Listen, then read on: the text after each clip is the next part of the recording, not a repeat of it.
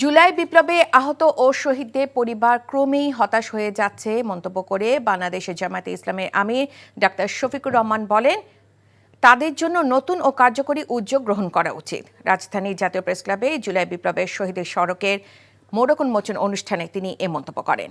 দেশে ইতিহাস বারবার বিকৃত হয়েছে এবং যে যার মতো করে রচনা করেছে দাবি করে জামায়াতের আমির ২৪শে গণ অভ্যুত্থানের ইতিহাসকে রাষ্ট্রীয়ভাবে সংরক্ষণের জন্য আহ্বান জানান। জুলাই শহীদদের নিয়ে ১০ খণ্ডের স্মারক গ্রন্থ উন্মোচন করে তিনি বলেন, সব স্বৈরাচার ফ্যাসিস্টদের একই পরিণতি ভোগ করতে হচ্ছে।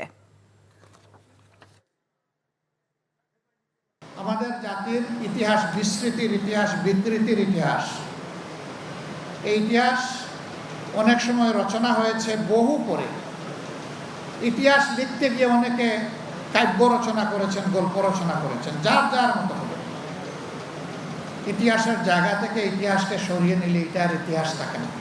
বিভিন্ন দিক থেকে শহীদ পরিবার, আহত পঙ্গু সহযোদ্ধারা তারা বিভিন্নভাবে এখন হতাশাগ্রস্ত হতে যাচ্ছেন।